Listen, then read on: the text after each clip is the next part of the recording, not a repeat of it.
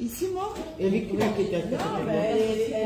Elle est partie là-bas, là, non? Tu veux l'asseoir là, chez le misaine. Viens là.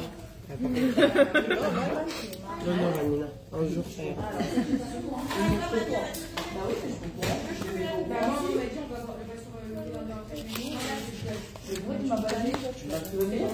Ok, alors d'abord bonsoir. On va démarrer. D'abord, je pense franchement, on peut dire bravo à Nina. Parce que je pense que c'est. En plus, elle m'a appelé hier matin. C'est hier matin? Ouais, c'est fait en dernière seconde. Mais maman, et je devais avoir un cours à Amit avec leur chanteuse Mazalam Selem. On venait de décaler le cours à mercredi. C'était pas matin avec le 7 octobre. Même si c'est Mamash Tlichos, ça va être à Amit pour ceux qui sont intéressés. C'était une super soirée. Avec une chanteuse et en fait Nina m'envoie un message, elle me dit ce que tu as dit, je venais de le décaler, en plus j'avais été à 2 minutes donc c'est magnifique, c'est bon fraîcheur, ouais, jamais, voilà, donc en tout cas Mazal Tov, que voilà, Bezrat Hashem, c'est une double renaissance comme on dit, il y a Rosh Hashanah et ton anniversaire et Mamash c'est Arbe Odaya, c'est Mamash la Kirtoda, la Kirtova, Kadosh Baruch Hu, parce que c'est pas Mouvan Melav du tout. Alors ce qu'on va faire, on va parler de Yom Kippour, mais je vais donner une guicha, en tout cas, qui a une approche. Si vous, je dis beaucoup de mots en hébreu, je ne fais pas exprès. Oui, bah, très bien. Voilà. Parce qu'il y en a qui parlent hébreu ici. Ouais, c'est ce qu'elles m'ont dit, mais il y en a qui ne comprennent pas. Enfin, je ne sais pas si tout le monde comprend. Si vous ne comprenez pas en hébreu, vous me dites, il n'y a pas de problème. Donc voilà, je voudrais qu'on ait une petite approche de Yom Kippour qui soit beaucoup plus Bessimcha. Parce que les gens, ils apprennent de Yom Kippour. Ils ont peur de Yom Kippour. C'est la rasera, on ne touche pas, on ne mange pas, on ne boit pas, on prie toute la journée, on compte les pages du Sidour, quand est-ce que ça va se terminer. Alors qu'en vrai, Yom Kippour, c'est appelé Yamim Tovim. Ce sont des jours qui sont hyper beaux. C'est comparé à Tou B'Av. On sait que Tou B'Av et Yom Kippour, c'est exactement la même chose que Purim, Kippourim, Purim. C'est aussi, il n'y a pas de plus grande simcha que Purim.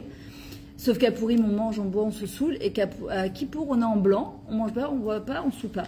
Et pourquoi ça comparé à Tou B'Av? À Tou B'Av, comment elles étaient les femmes? Elles sortaient en blanc, Bessimlat Kala, Rechov, avec une robe de mariée, avec l'espoir de trouver leur zivou. Et qu'à Kippour, on est en blanc aussi. Et pourquoi? Parce que à Tou B'Av, on sortait dans les rues et on dansait. Ce qui se dit en ivrite, machol. On était machol. Qu'est-ce qui se passe à Yom Kippour? On doit être mochel. On doit pardonner. Pourquoi on est en blanc? Pour être capable de voir chez l'autre, en fait, qu'il est tahor, qu'il est blanc. Quand on arrive à la Beth Knesset, c'est hyper important de ne pas juger, de ne pas mal penser. Et c'est pas évident parce que parfois, on est là, il y a le juif de Yom Kippour, celui qui va venir à la synagogue que à Yom Kippour. Et on a tendance à se dire, je me rappelle à Paris, c'était vraiment, tu les reconnaissais à 10 000 km, les gens qui n'arrivaient à la synagogue que pour Yom Kippour. Et le Admour Azaken, un jour, il y a quelqu'un qui lui a posé la question, il lui a dit, d'accord, mais alors quoi, les gens ils font ce qu'ils veulent toute l'année, ils arrivent à Yom Kippour, Khatati Aviti, Venigmar Sipour. Le Admour Azaken, il a dit non. Yom Kippour, notre vrai Ma'out, notre vraie essence, c'est à Yom Kippour. On est blanc, on est Tahor. David Amelach, il dit dans cet Eilim, Itamu Khatai Minaret. Ce sont les fautes qui seront expiées de la terre, ce ne sont pas nous. Hachem, qu'est-ce qu'on dit tous les jours dans la Tfila, dans la Mida? Baruch Ata Hachem, Harotse Bitshuva.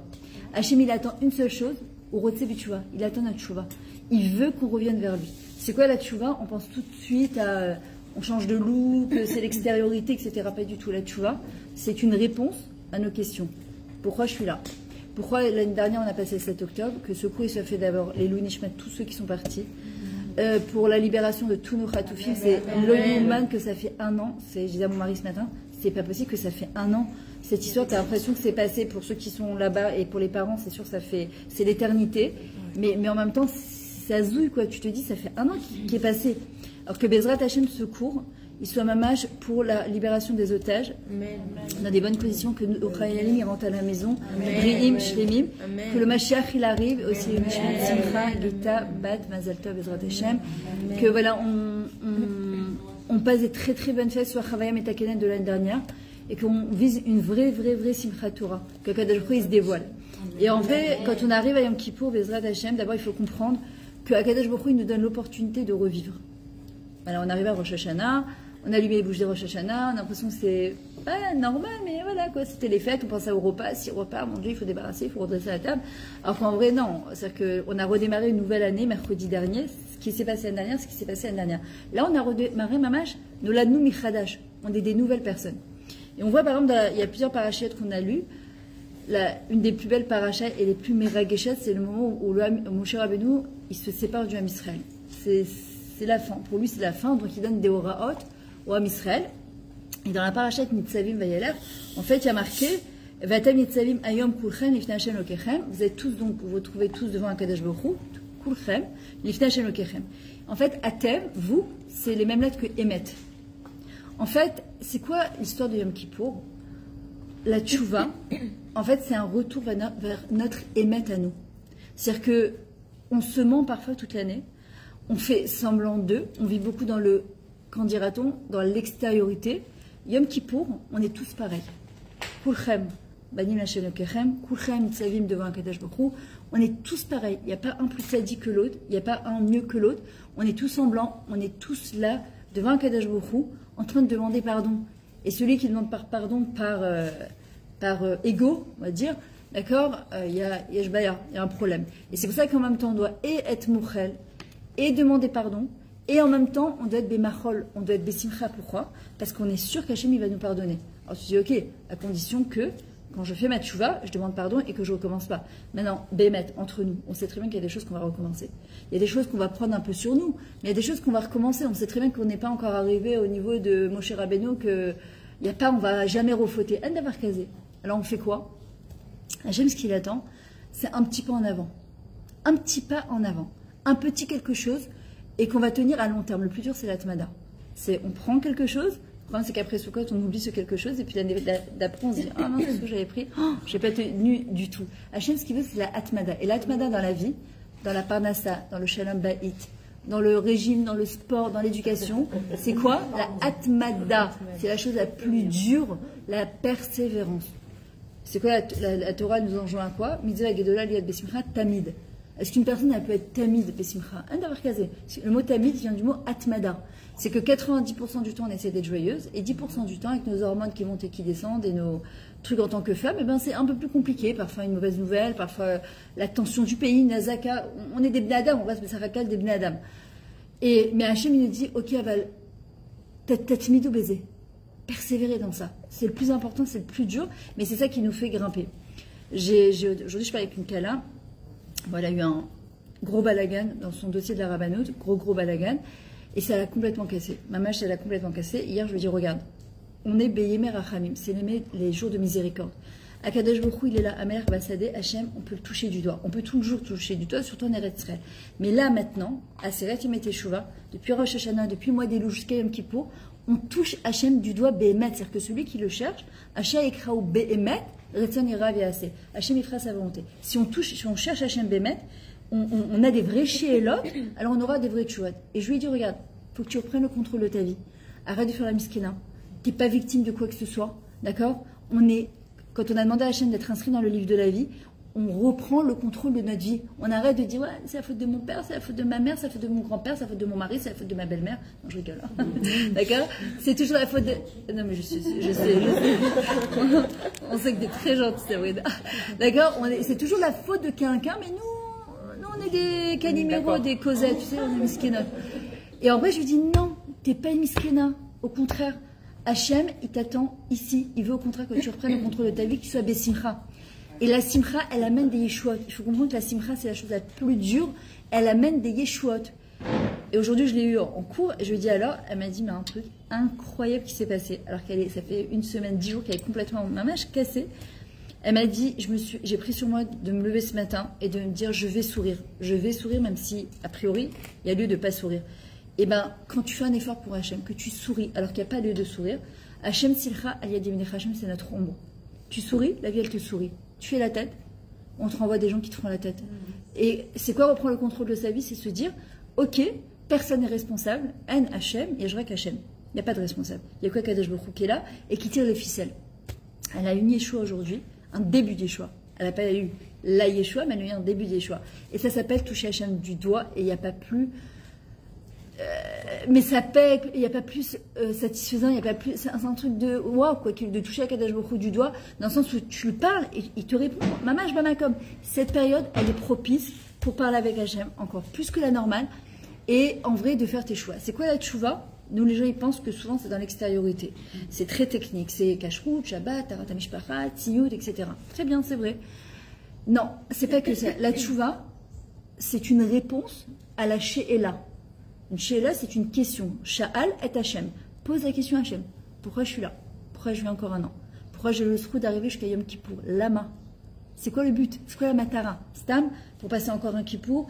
D'ailleurs, c'est comme ça que j'ai commencé à donner des cours. Moi, j'ai fait l'école juive, aux Aratora Créteil. Mon classique, tu grandis, on t'apprend Rosh Hashanah, Kippour, Asra, Kippour, Rosh Hashanah, qui est ta chauffeur, qui c'est qui va être inscrit dans les livres de la vie, de la mort, Pessah, attention sur les gars, bon pain, Chayav Karet, Rasra, quoi. Bon, ça m'a tenu en tant que jeune fille. À un moment, je me suis dit, c'est sympa, mais Zélom et Sapakoti. Moi, si c'est la Torah, maman, Zélom et Sapakoti. Et c'était pas possible d'abandonner Hachem.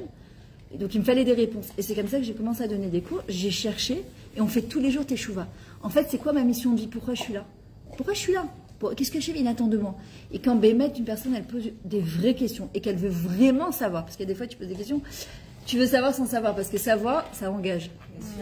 Et les gens, ils ont peur de s'engager.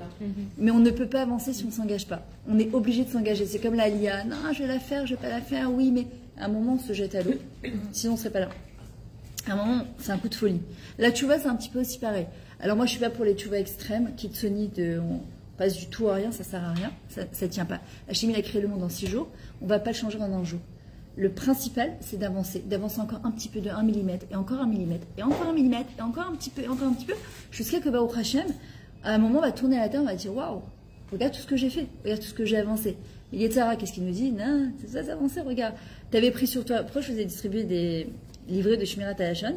Tous les ans, je demande à Kadosh Baruch Hu, parce que moi j'ai envie de prendre sur moi, mais qu'est-ce qui lui ferait plaisir? Qu'est-ce qui peut l'amener du nachat? Comment je peux l'aider kadem pour les kadam à Dageoula? C'est pas qu'est-ce que moi, tu sais quoi, tu t'es amélioré dans. Ça me parle bien ça. Et toi, mais tu sais, ça me parle bien. Mais peut-être qu'Hachem, il m'attend pas du tout là-bas. Où c'est qu'Hachem, il m'attend? Et je lui ai posé la question. Et mercredi, il y a 2 semaines, je me lève un matin. Et je sais pas, j'ai un flash comme ça, Shmirat HaLashon. Alors, je suis pas la fille, même si je suis tout dimanche, mardi, mercredi, je prends mon café chez Alonso. C'est notre café, j'appelle ça Shalom Beit avec mon mari. C'est l'homme vateret, maman, je l'homme vateret. Et c'est très rare qu'on n'y va pas. Bah, dimanche, on va me dire le café, je dis, ben, c'est le jeune. Alors il me dit, ah mince, tu sais, le petit café, la petite demi-heure, mais elle est cruciale. Ouais, Zmanichut, maman, Zmanichut. Et je vais pas m'asseoir sur le truc, à regarder tout le monde, à dire, moi, t'as vu celle-là, c'est pas du tout mon truc. Mais bon, on a des débordements, on est des Bnei Adam, et si on n'étudie pas les lois de Shmirat HaLashon, et ben, il y a des débordements. Et mercredi, il y a 2 semaines, je me lève, j'ai un flash comme ça, Shmirat HaLashon. Et en fait, à l'époque, j'étudiais un jour une halakha. Enfin, c'est le gros livre comme ça, tous les jours. Mais à un moment, j'ai tellement étudié que je faisais même plus cas de ce que je lisais. Tu vois, tu le lis de manière tellement technique. Ça revient beaucoup sur la même chose. En plus. De quoi? Voilà. Le truc, c'est que c'est dur en fait de les draguer à un moment, tu vois, d'avoir ce truc-là. Je trouve que ce qui est dur, parce que moi, depuis le 7 octobre, c'est vrai que j'ai les 2 livres, les 2 tomes, et j'ai pris sur moi de lire une halakha par jour. Mais je me dis, il faut être très très forte pour. Faut rien dire. Non, oui, parce qu'en fait, dans le détail, tu fais de la shonara. Ouais. Tu penses de la shonara, alors, en fait, même si tu veux pas. Ouais, alors en fait, c'est apprendre à maîtriser sa langue. Voilà. C'est de la omanout, hein, c'est tout un art. Le Shmirat HaLashon, la bouche, d'ailleurs on a été mamie Chakadesh Bukhu à Rosh Hashanah, on a dit Hachem Eler, Hachem Elohim, c'est ce qu'on dit pendant les 10 jours. En fait, c'est quoi? La malchoute, c'est la bouche. Et nous, on a reçu 9 mesures de parole. Donc en fait, avec la parole, on peut faire, mais on peut créer des mondes entiers, on peut faire des choses exceptionnelles, on peut encourager, on peut les nachem, on peut les oded, on peut la achmi, on peut faire des choses, on peut créer des mondes entiers avec la parole, et Chas V'Shalom, le contraire aussi. Et c'est vrai qu'au début, quand tu lis, c'est très rasra. Parce que tu dis, mais attends, je passe mon temps. C'est très, très précis. Hachem, il le sait. Il ne faut pas parler du tout. Non, ça apprendre à maîtriser. Non, justement pas. Ça apprendre à maîtriser sa bouche. C'est de la omanout. Ouais, c'est. Mais moi, je pense que faire tchouva, ça c'est ma façon de penser. C'est vrai que dans la pratique, d'être niout, de manger cachère, de faire une prière, ça fait partie du Ben Adam juif. Mais moi, je dis que, en tout cas, c'est là où j'ai demandé à Dieu justement pourquoi je suis là. Et le fait d'étudier, alors là aujourd'hui, j'étudie moins le Chavetz Chaim, mais je me dis pour moi, ma tchouva, enfin, ce qui serait bien pour chacun d'entre nous aussi, c'est justement de passer par garder sa bouche. Ça permettrait plus grande hardoute entre nous. Les gars, je suis entièrement d'accord avec toi. Et je me dis que, enfin moi personnellement, je trouve que aimer son prochain comme soi-même et garder sa bouche, pour moi c'est une première chose très importante. Et après toutes les 613 mitzvot, c'est ce qui se rattache aux pratiques de la Torah pour un juif. Je suis d'accord. Mais moi personnellement, je pense que c'est tellement important de savoir se comporter avec le Ben Adam. C'est pour ça qu'à Yom Kippour, Hachem dit je peux vous pardonner surtout par rapport à moi. Mais le Ben Adam Lachavero, tant qu'on n'a pas obtenu le pardon, en fait, on doit demander 3 fois pardon à quelqu'un à qui on a été Ben Bemezid, Ben Beshogek. Et des fois, tu te dis, mais j'ai pas fait exprès, je n'avais pas l'intention. C'est l'homme échané. Même si on n'a pas l'intention, eh ben, on doit demander pardon parce que si j'étais Pogaat, j'ai fait de la peine à quelqu'un, Blichavana, j'ai quand même fait de la peine. Parfois, tu fais pas exprès. À un enfant, alors, parfois, c'est pour ça qu'on dit parfois, moi, une fois, je me rappelle dans un cours, à la fin du cours de Kippour, j'avais dit, voilà, en tout cas, je demande Mechila, c'était des élèves que j'avais régulièrement, j'habitais avant à côté d'Yerushalayim, et j'ai dit, voilà, Bezrat Hashem, je demande pardon au cas où, dans un cours, j'étais Poga, je fais hyper attention, et une elle me dit, ah ben, il était temps que tu me demandes pardon. Oh là. Alors, je lui dis, ah bon, mais je ne savais même pas de quoi. Elle m'a dit, un jour, j'ai levé le doigt pour poser une question, tu m'as jamais répondu. Maintenant, franchement, c'est compliqué, il y a des fois, tu fais pas exprès. Ah ben, c'est le méchané. Je lui ai demandé Mechila, ça demande de mettre son ego. Je lui ai fait de la peine, elle avait de la kpada. Tu peux dire, mais c'est débile complètement, vas-y, va faire un petit poule, quoi. Mais non, en fait, non. C'était devant tout le monde. Voilà, et en fait, je lui ai dit, je te demande pardon, c'était pas du tout ma kavana. Parfois, t'es tellement, en fait, plein de questions partout, c'est parfois compliqué. Mais le méchané, Ben Bemezid, Ben Beshogeg, que j'ai fait exprès ou que j'ai pas fait exprès, je dois demander pardon. Et ça demande en fait de mettre son ego de côté. Et c'est pour ça qu'en fait, moi, ce qui s'est passé, c'est que j'ai pris sur moi de relire les lois de Shmirat HaShabbat, parce que je me dis, il y a des débordements, qu'on le veuille ou pas, et si on les étudie pas, comme quelqu'un qui prend sur lui la cacheroute, ou Shabbat, ou Tziout, ou Tarat HaMishpacha, si j'étudie pas, c'est sûr, comment je peux avancer? Je suis obligée d'étudier le nocé que je prends sur moi.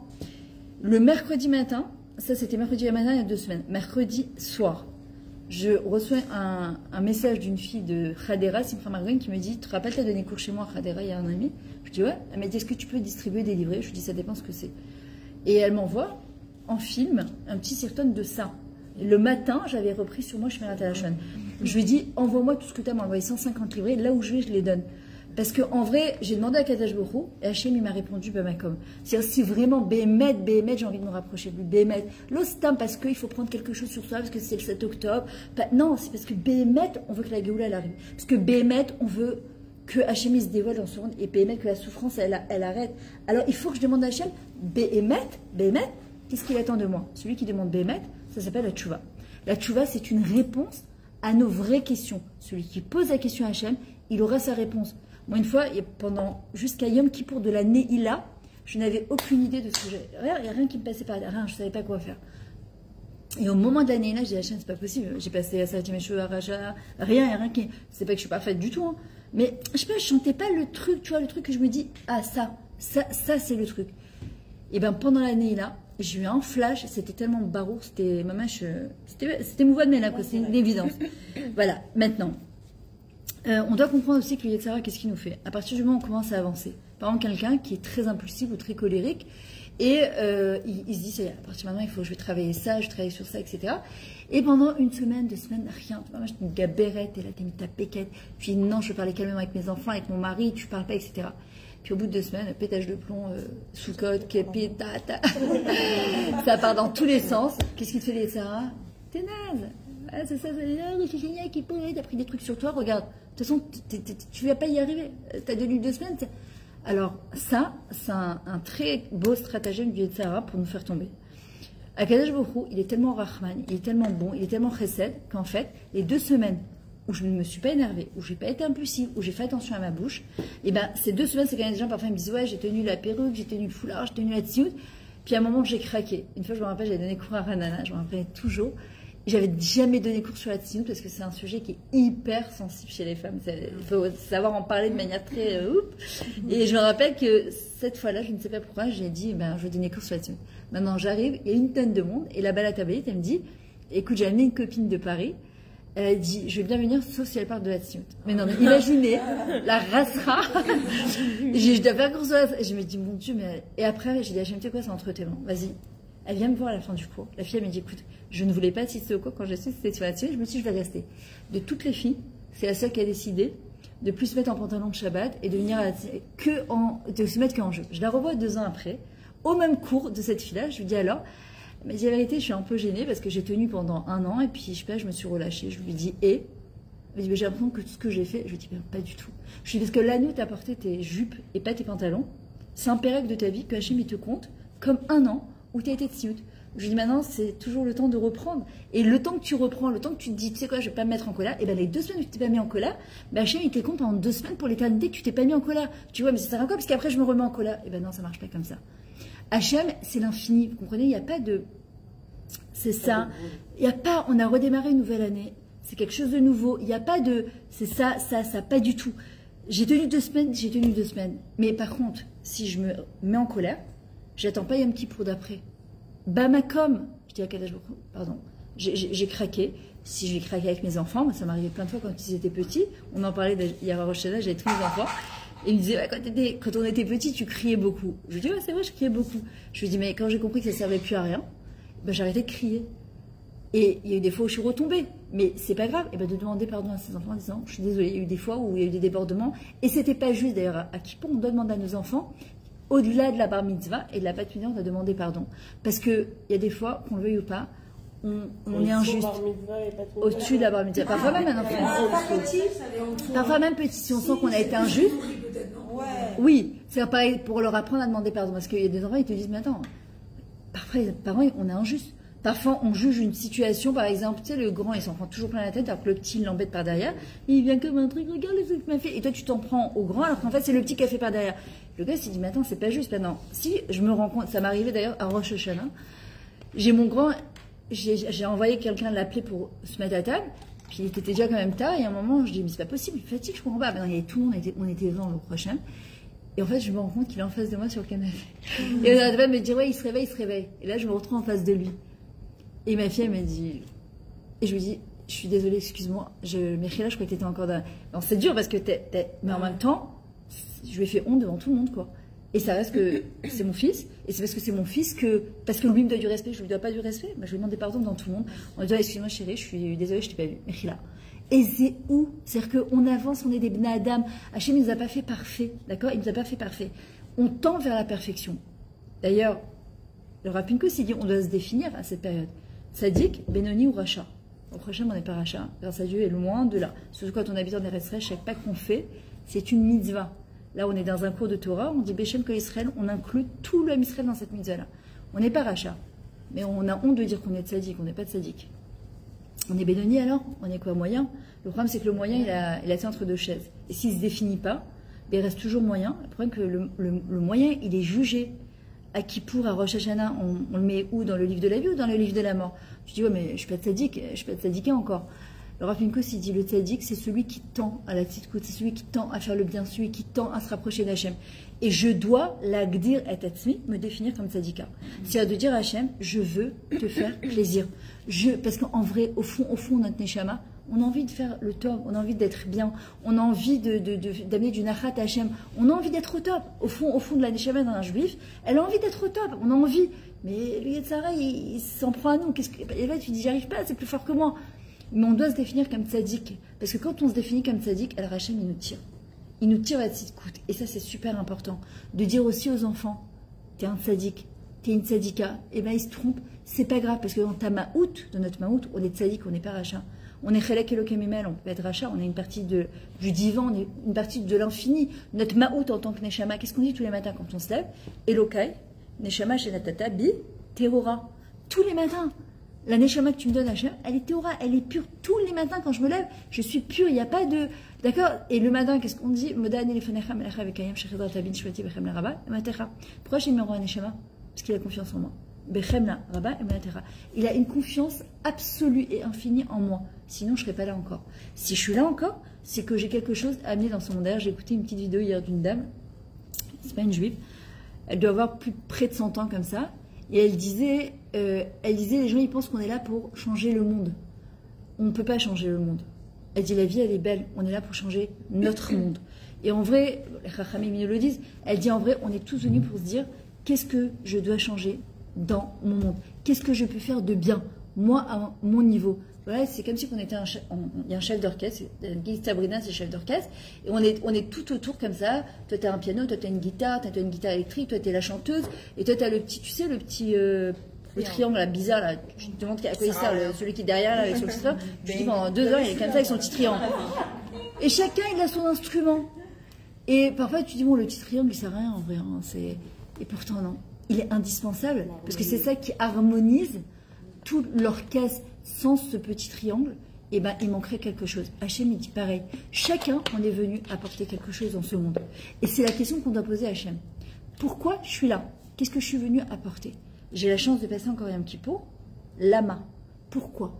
Comment je vais faire tes choix? Qu'est-ce que je peux apporter? Et ce qu'elle disait, cette femme-là, elle disait, on est venu changer quelque chose dans ce monde, pas le monde. Dans notre monde, la Bijvili, le monde a été créé pour moi. Rabbi Nahum dit le jour où tu es né, c'est le jour où Dieu a décidé que le monde ne pourrait plus se passer de toi. C'est-à-dire que tous les matins, quand je me lève, c'est qu'Hachem me dit, le monde, il ne peut pas tourner sans toi.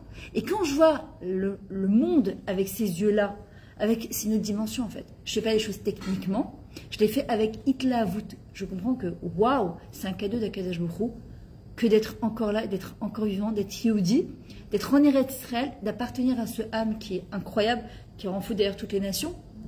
Comment on est encore là? Comment on tient bon? Parce qu'au fond de nous, on a des kohot qui sont infinis. Hachem donne tête quoi? Là, c'est très. C'est Hachem qui donne la force de faire la guerre. C'est pas nous. Nous tout seuls, on n'est rien du tout. Maintenant, il faut savoir, c'est qu'Akadosh Baruch Hu, il nous invite à tout recommencer à zéro. Chaque fois. Kol yom, kol rega, Hachem mechadesh betuvo maaseh bereshit. À chaque seconde, Hachem il renouvelle la création du monde. C'est-à-dire à chaque seconde, à chaque instant, je renais à nouveau. C'est pour ça qu'il y a des fois, il y a des gens qui prennent leur bagage de l'année dernière en se disant, bon, de toute façon, l'année dernière, regarde ma vie. Je parlais avec une dame hier et elle me disait, ouais, mais regarde, je lui dis, ok, ça c'est l'année dernière. Elle dit, mais non, ça c'est l'année dernière, c'est terminé. Là, c'est Shana Hadasha. C'est Shana Hadasha. Si on ne se dit pas ça, alors les mains, la Rosh Hashanah. C'est une nouvelle année, on a démarré quelque chose de nouveau. Hachem, il vient, il nous donne un livre avec 365 pages blanches. Et à nous de réinventer notre histoire. À nous d'écrire qu'est-ce qu'on veut pour cette année.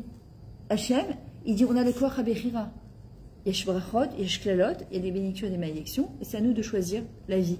C'est-à-dire, c'est à moi de choisir qu'est-ce que je vais écrire. Je demande d'être inscrit dans le livre de la vie. Ok, mais quelle vie? Quel genre de vie je veux? C'est quoi mon projet de vie? Être en vie, c'est avoir envie. Quelqu'un qui n'a aucune envie,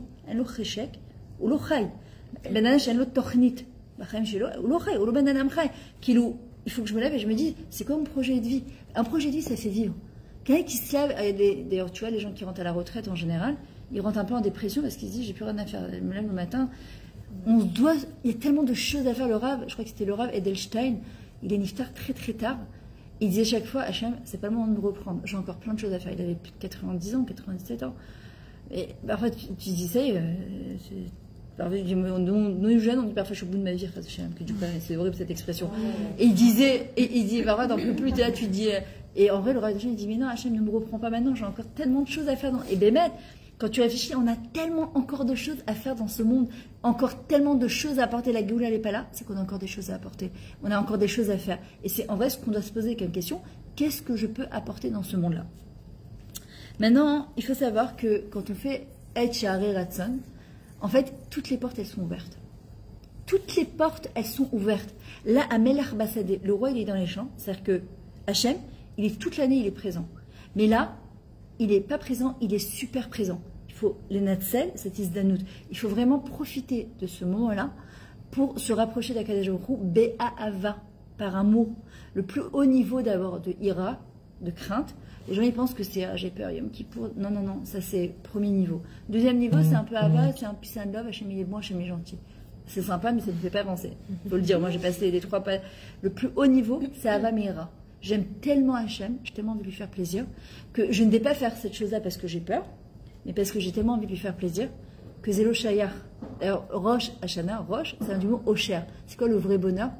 C'est qu'en fait, on est en harmonie, d'accord? On est réaligné entre notre tête, notre corps et notre neshama. C'est quoi la plus grande difficulté? C'est quand notre neshama elle a envie d'un truc, elle sort d'un cours de Torah, elle se dit oh, j'ai tellement envie, notre corps, il nous tend vers quelque chose, notre nefesh, il nous tend vers autre chose.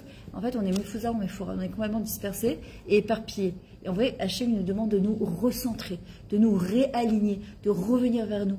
C'est ça la tchouva. La chouva et Hachem. C'était Shabbat Tchouva. Qu'est-ce qu'on a dit? Chouvo ad Hachem. C'est quoi ad? C'est quoi? Pourquoi on dit jusqu'à Hachem? En vrai, c'est quoi ad? Jusqu'à qu'une personne, elle est capable. Jusqu'à que ad Hachem Elokecha, c'est comme un Pessar. Les gens parfois, mishtagim un Pessar. Ils défont les goumis des trucs, et après, ça ne savent plus rien remettre. Et parfois, en fait, la tchouva, c'est exactement pareil. Parfois, les gens, ils partent dans tous les sens. Hachem, il dit non. Non. Jusqu'à que tu es capable. Et la tchouva, Rabbi Nachman, il dit, le cheshbon nefesh, il doit être katsar. Katsar, parce que le reste de la journée, on doit être besimcha. Parce que le cheshbon nefesh, forcément, il va nous amener un peu à la tristesse, en se disant, ouais, qu'est-ce que j'ai fait, etc. Très bien. La nefila, elle vient d'Hachem. La yerida, elle vient de l'homme. Pardon, c'est le contraire. C'est la yerida, c'est toi, Chalia. Quand on tombe, la yerida, c'est normal. La tchouva, la charata dans la tchouva, les trarettes, c'est normal, sinon on n'avancerait pas. Et quand on n'avance pas, on recule forcément. La charata, c'est normal.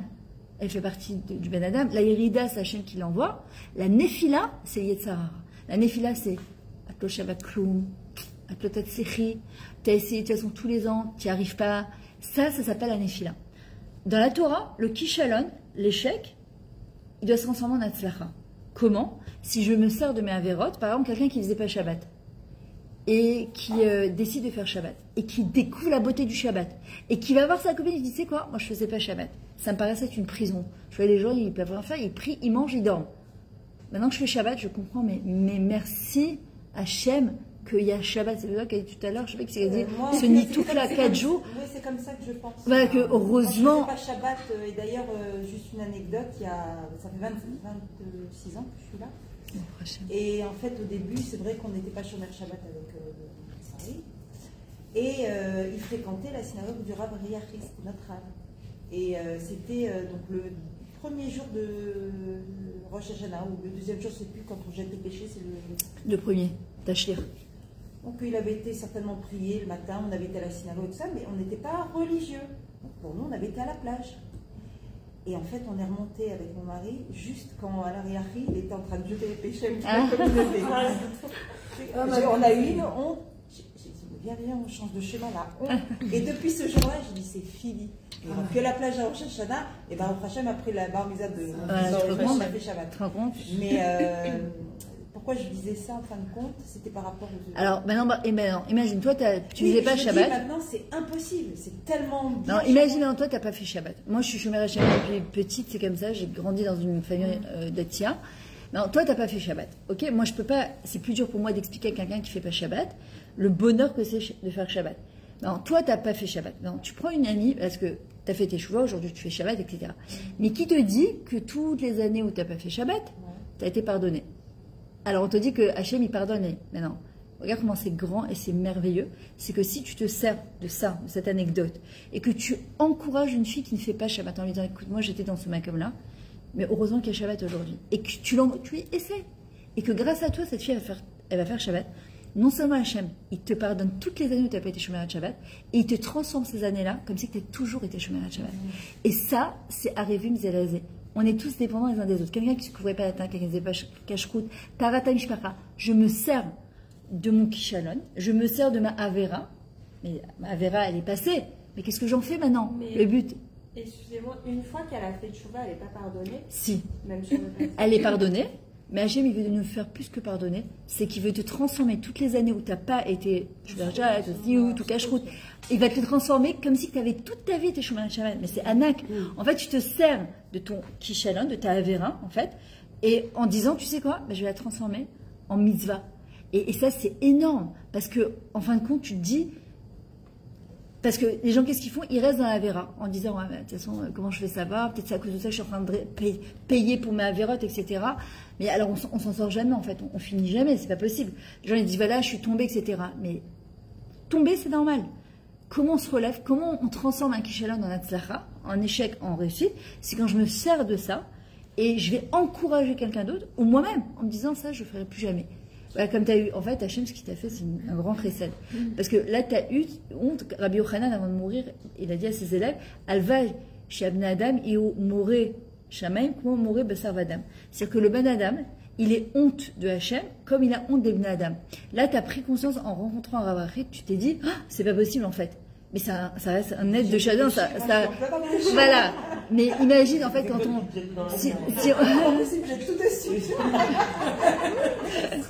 mais c'est un trésor qu'Hachem t'a fait parce qu'à ce moment-là, en fait, et ça c'est qu'un être de chagrin, Rav Achi, ça reste comme toi, mais Hachem t'a montré à Rav Achi.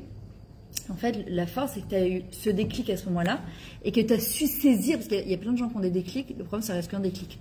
Ou ça ne les dérange pas. De quoi? Y a des personnes ou ça les dérange pas, ou il y a des gens qui ça les dérange, mais ça va durer 5 minutes. Et bien, au prochain, ce que tu as su faire, c'est quoi ton prénom? Myriam. Myriam. C'est que tu as su prendre, en fait, ce déclic-là, et tu t'es dit, tu sais quoi, c'est l'opportunité. C'est 10 fois plus un route de toute façon. De quoi? Comme par exemple, moi aussi, c'est comme vous, on a toute ma vie fait Shabbat. Moi, j'ai l'impression que je fais aucun effort quand je fais Shabbat. Mais quand quelqu'un qui l'a pas fait et qu'il le fait, moi, il a beaucoup plus de sens. C'est vrai, mais toi, c'est logique. C'est pas, tu te poses pas la question en fait. C'est logique. Non, ça reste comme, attends, ça reste quand même une mitzvah. Il y a des gens qui ont fait leur Shabbat, ils ont lâché en. C'est pour ça qu'on dit que où le balai tchouva il se trouve. Je dis aussi que aussi religieux, faire Shabbat vraiment avec tout les dikdoukéa, ouais. Je pense que franchement, à part des gaonnes, je pense que ça n'existe pas. Si on étudie la halakha, on a plus de chance. Si on n'étudie pas la halakha, c'est sûr qu'on fait Shabbat à peu près. Énormément de diouk, ouais, précis. Maintenant, peut-être que Hachem il attendait Myriam sur son Shabbat, peut-être que toi il t'attend ailleurs. Tu comprends, c'est-à-dire que. Mais l'Oméchané, en fait, cette mitzvah, ça reste la mitzvah, même si tu l'as fait, parce que c'est une évidence pour toi. Il y a des gens, même si c'était une évidence, en cours de chemin, même s'ils ont été éduqués dans la Torah, ils ont lâché en plein milieu de chemin. Toi, tu as quand même maintenu le Shabbat, tu comprends, donc on se trouve quoi qu'il arrive. Et bien, faire Shabbat en Eretz Israël, chaque pas, mais c'est énorme en fait, tu comprends. Mais justement, les Yetzirah, ils nous disent, bon, bah, c'est normal. Mais non, pas du tout. Non, on doit être fier de ça. David Amelach, il dit, c'est le seul endroit où on a le droit de, pas s'enorgueillir, mais d'être fier. C'est Vaïkba Libi B'derka Hashem. Quand une personne est dans le chemin de Dieu, elle doit être fière. Pas s'enorgueillir. Parce que c'est Hachem qui nous donne la force de faire les mitzvot. Moi, je le vois, c'est qu'une protection d'Akadosh Baruch Hu, tu vois, d'avoir pu saisir cette opportunité, c'est même un chesed d'Hachem. Mais, on doit être fier quand même quand on fait la Torah et les mitzvot. On doit être fier parce que c'est quand même notre bechira à nous. Devenir un cours de Torah, allez, ok, d'accord, franchement, ça donne envie, quoi, c'est motivant. Puis on va faire plaisir en même temps, Nina, c'est son anniversaire. Mais c'est pas grave, on a quand même pris 2 heures, 3 heures de notre temps pour assister à un cours de Torah. Et bien, les arrivé à dire, ouais, bon, t'es venu surtout pour le buffet d'Alonso, quoi. Ne la fais pas, hein. Non, on est venu. L'Omeshane, Betor, l'Olishma, Yavolishma. Alors, au début, on fait semblant. Et ben, c'est pas grave. Ça reste quand même qu'on est venu. On a pris 3 heures de notre temps ce soir pour écouter un cours de Torah. Et sur ça, et ben, on doit l'histoire. On doit être fier. On doit être contente. On doit être heureuse de ça. Parce que les Tzara, c'est nous attrape sur les trucs qu'on ne fait pas. D'accord? Qu'est-ce qu'on dit quand on commence Konidré, et après qu'est-ce qu'on dit? Anachnu matirim l'école à Avarianim. On permet à tous les Avarianim. Les Avarianim, c'est Neshima Meod Mezalzel, tous les voyous. Un Avarian, c'est un voyou. Mais Yoav Akrish, il explique, il dit non, un Avarian, c'est quoi? C'est un du mot Avérin. C'est quelqu'un qui transgresse. Mais on transgresse tous, qu'on le veuille ou pas, on transgresse tous. Et on ne peut commencer cette fila de Konidré, de Yom Kippour, d'abord si on est tous Beyachad. C'est-à-dire qu'on est tous au même niveau. Et on permet à tous ces Avarianim. Et c'est quoi le but de la Avera? La Avera, ça vient du mot aussi Ivri. Ivri, c'est qui Avram Ivri? Le juif. Parce qu'on a un passé. On a un passé, qu'on le veuille ou pas. Quelqu'un qui fait. Moi, je parlais avec des psychologues. Elle me disait que faire son alia, c'est un choc culturel. Et qu'on le veuille ou pas, il y a des traumas. On a laissé des choses, d'accord, comme disait Henri Macias, j'ai laissé mon pays, j'ai laissé ma vie, j'ai laissé mon truc par la force des choses. Ce sont des chocs culturels. Et faire son alia, c'est pas évident. Parce qu'on a un var, on a un passé. Le Ham Israël, il a une histoire. Zéa à Ivry. En même temps, la Avera, elle nous permet de quoi? La vor de passer notre présent pour devenir comme un obar. C'est quoi un obar? Un embryon. Un bébé. C'est quoi un bébé? D'accord? Il doit naître. On doit naître, c'est une renaissance. Et Hachem, à chaque seconde de notre vie, il nous permet de renaître. À chaque instant de notre vie, Akadosh Baruch Hu nous permet de renaître. Et ça, c'est un chesed. Parce que même dans la journée, parfois, tu te lèves du pied gauche. Non, ça nous arrive, hein, ça. Je suis une chienne ce matin, mais c'est pas possible. J'ai rien envie de faire, j'ai envie de taper tout le monde, j'ai les nerfs après tout le monde. Et moi, je me rappelle à l'époque, je me disais, bon, demain, ça ira mieux. Donc quoi, je prends 24 heures de ma journée, je l'ai mis à la poubelle, je me dis, demain, il n'y a pas de demain. Ayom et coachman. Ok, je me suis levée du pied gauche. Le Rav Yossefi dit, tu te recouches et tu dis, maintenant, je me lève du pied droit.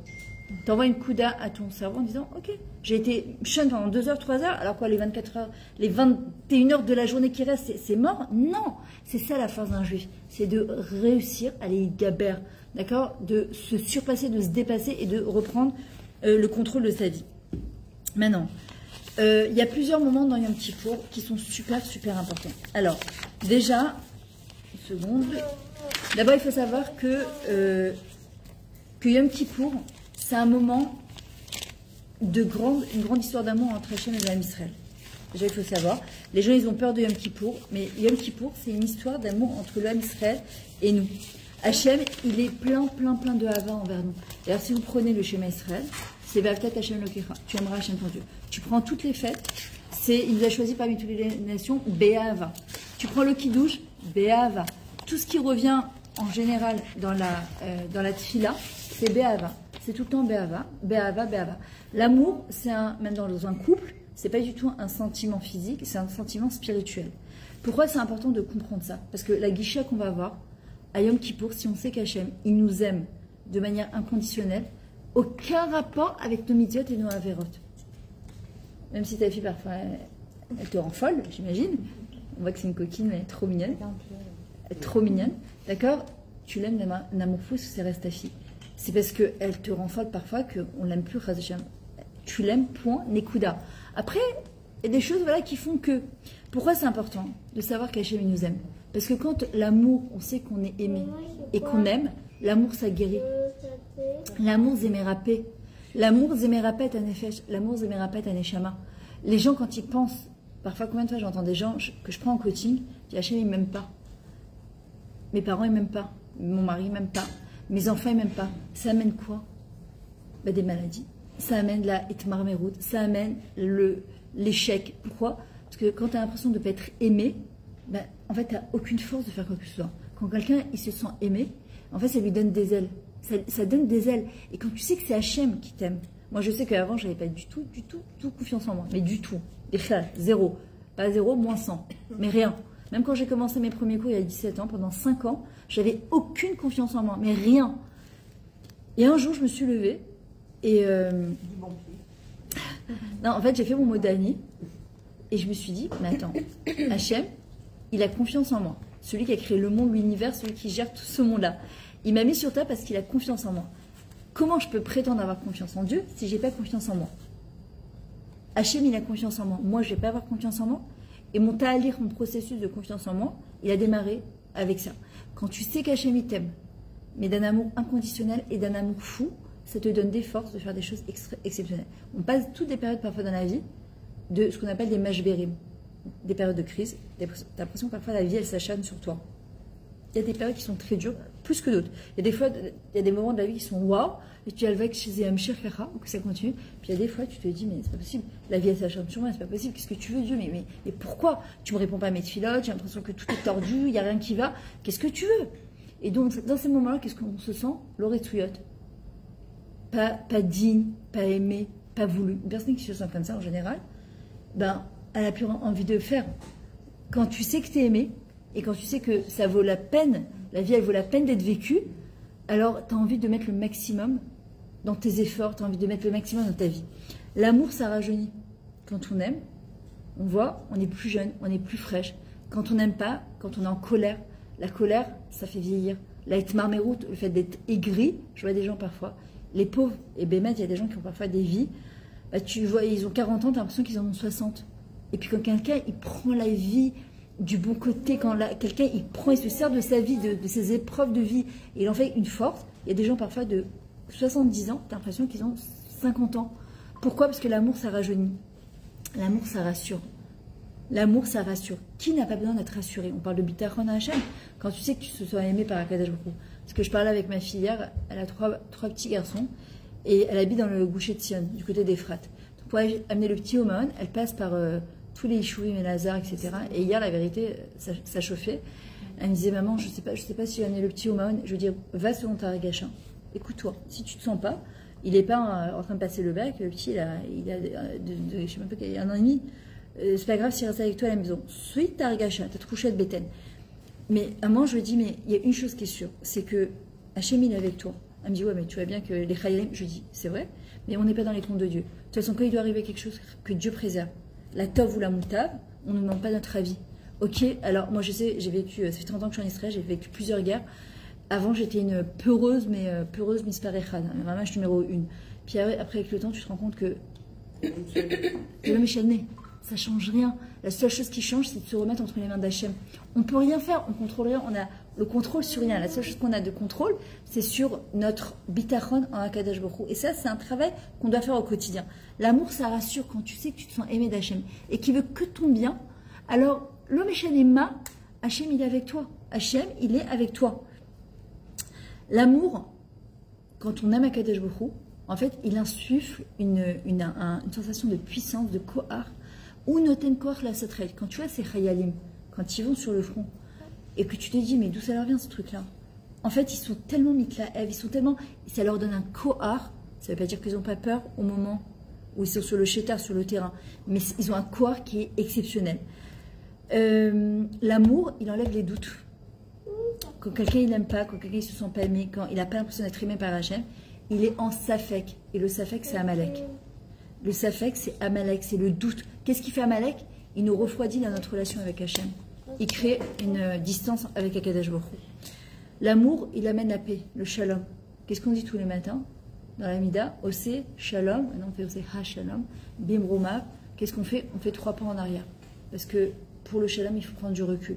Quand on prend du recul et qu'on voit, malgré tout ce qu'on vit, depuis le début des temps jusqu'à la fin des temps, et de toute cette année, on vit des miracles sur miracles, sur miracles, malgré toutes les pertes de vie, de réalisme qu'on a, on vit des miracles en permanence, et on ne se rend pas compte de ces miracles. Et quand on prend conscience de ça, alors on comprend aussi l'amour qu'Hachem il a pour nous. Et quand tu parles aussi avec des gens qui ont perdu, que Dieu préserve des enfants à l'armée, moi j'ai fait quoi à Ranana il y a mercredi dernier, le Nishman, Ruben, Marc Mordechai, Ben Dvorah, Besat Hachem.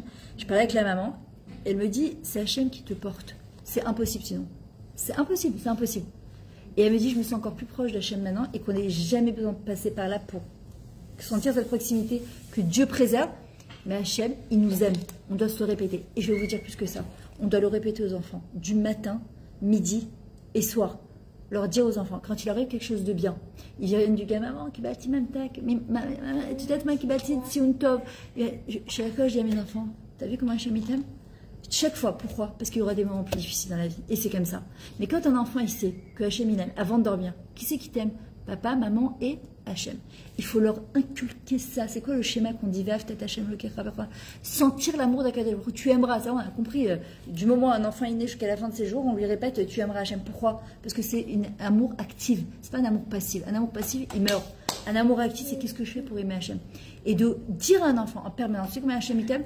Mon petit-fils, il voulait pas mettre sa kippa. Il a 3 ans, une petite crise, il veut pas mettre sa kippa. Je lui ai dit, Michael, tu sais que quand tu mets ta kippa, combien de pinces tu veux? Il m'a dit, chaloche. Je lui ai dit, on va te mettre 3 cicottes. Je lui ai dit, chaque pince que tu mets, à tamatil khayal. Ce tinokot chez le Bet Raban. Il est parti voir sa mère. Il a dit, Ima, elle te donne un petit kippa, c'est un petit chaloche cicotte. Animatil chaloche khayalim. Kol leur inculquer le kéchir avec Hachem par amour. Il était là à Rosh Hashanah. Je lui ai dit, Michael, je lui ai dit, Atasamta kippa, il me dit, Ken animatil khayal. D'accord, c'est-à-dire que leur inculquer cet amour-là d'Akadosh Baruch Hu, leur donner une mashmaout au mitzvot, donner un sens au mitzvot. Pas faire ça techniquement, tu dois mettre ta kippa, allez, t'as fait la halakha, tu dois mettre ta kippa. Le gars, il me dit, là, la khamli, l'obal la simkiva. Ben, comment je vais lui donner envie, en fait? La fin ne justifie pas les moyens, c'est parce qu'il doit mettre la kippa et tzitzit, qu'on va lui dire, non, tu dois mettre la kippa et tzitzit. Non! On va créer le mot mitzvah, ça vient du mot tzifta. C'est créer un lien avec Hachem, c'est faire un kécher avec Hachem. L'amour, il réconcilie les différences. Pourquoi à Yom Kippour, c'est tellement important de demander pardon, Ben Adam la Chavero? Parce qu'en vrai, quand on demande pardon, on se demande aussi pardon à soi-même. Apprendre à pardonner, c'est d'une noblesse. Waouh! On dit que l'erreur est humaine, mais le pardon est divin. Être capable de demander pardon et d'accepter le pardon de l'autre, c'est au même titre que Akadosh Baruch Hu quand il accepte son pardon. Et accepter le pardon et de demander pardon, d'accord? Et faire des erreurs. Hachem, il a créé le monde avec. C'est pour ça qu'il a créé la tchouva avant d'avoir créé le monde, parce qu'il savait très bien qu'on allait se tromper. Mais pardonner et être capable de pardonner, ça relève de la divinité. Il faut comprendre. C'est noble. C'est des sentiments de noblesse. Quand on ne veut pas pardonner, c'est de l'ego. Maintenant, comme quand ils ont demandé à Israël, les Allemands, est-ce que vous pardonnez? Est-ce qu'on peut pardonner 6 millions de juifs, 6 millions de Neshamot qui sont partis parce qu'on était juifs? On ne peut pas pardonner. Mais on a pardonné pour pouvoir reconstruire Israël. Parce que quand on ne pardonne pas, on s'empêche de grandir. On s'empêche d'avancer. C'est comme si je mettais des poubelles à mon pied, je veux avancer, et puis je me dis, bah, moi j'ai des poubelles avec moi, au lieu de faire 10 pas en avant, je fais un pas en avant parce que je ne veux pas pardonner. En fait, je crois que je fais du mal à l'autre. En fait, je le punis en pardonnant pas, mais c'est à moi que je fais du mal. Et c'est pour ça qu'Hachem, il vient, il dit, tu sais quoi, moi, avec moi, j'ai aucun problème. Tu fais tchouva, je te pardonne, Zébécéda. Et la dame, la Chavero, c'est quoi Chaver, Chibour? On peut avoir un vrai Chibour si on pardonne. Pardonner, ça veut dire que je n'accepte pas l'acte qu'il a fait, mais je pardonne dans le sens que ça reste un ben Adam. Vous savez, quand Yosef Hatzadik, il a pardonné ses frères, et à ses frères, Yehuda, il était tremblé de peur quand il a compris que Yosef était en Yosef Rai. Yosef, il est vivant, alors qu'il pensait qu'il était mort, que son père, il est Betsar depuis 24 ans, alors que son fils, il est encore vivant, et il pensait qu'il l'avait tué. Yehuda, il a dit, mais Kilou, comment ça marche? Il lui a dit, Ani Mouchel, Vani Soler, je vous pardonne et je vous excuse. Comment, Yosef, tu pardonnes? Il a dit à Yehuda et à ses frères, Atem chashevtem alay lera'a, v'Hashem chashav alay letova. Vous avez pensé mal pour moi? Vous croyez que vous alliez aller me jeter au puits, vous étiez jaloux de moi, etc. Ça, vous réglerez vos comptes avec Dieu. Ma chef, Rachel Letova. Hachem, il avait un projet pour moi. Et j'avais pas le luxe de m'apitoyer sur mon sort dans le bord dans lequel j'étais dans le puits parce que j'avais un projet de vie. Il fallait que je sauve Eretz Israël et l'Égypte de la famine. Donc je n'avais pas le choix. Je ne pouvais pas m'apitoyer. Voilà, mes frères, ils m'ont jeté dans le puits. J'ai un projet de vie. C'est ce qu'on appelle Memukad Bematara. J'ai un but et je regarde ce but-là. Et il a dit, vous réglerez vos problèmes. Mais c'est qui tire les ficelles? C'est Hachem. La personne qui m'a fait du mal, c'est qui me l'a envoyé? C'est Akadosh Baruch Hu. Moi, je ne sais pas. Quand on dit avant de dormir dans le schéma Israël, qu'est-ce que je dis en fait? Ben begilgul ze, ben begilgul acher. Parce que Yecholiot, moi je me vois maintenant, et je suis quelqu'un de très gentil. Je comprends pas, j'ai rien fait. Pourquoi je mérite autant de c'est quoi ça? Ben begilgul ze, ben begilgul acher. Je suis venue réparer dans ce gilgoul-là. Je suis venue grandir dans ce gilgoul-là. Peut-être que la personne qui m'a fait du mal, dans un autre gilgoul, moi j'étais cette personne. Et elle était, ça c'est la Emouna, le Bitachon Hachem. Et quand le Harizal il dit, mais kablim be'ava, le tikkun s'arrête. Kol od, shanelo mekabel be'ava. Je me dis, oui, mais pourquoi? Mais elle m'a fait, mais elle m'a fait.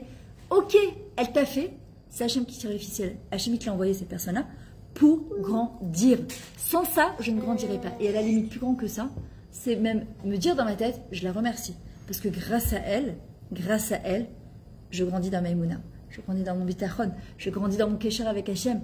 L'amour, en fait, ça relie les différences. Aimer, c'est pas parce que tu es comme moi, c'est parce que tu es différente de moi aussi. Mais c'est baisser d'amour.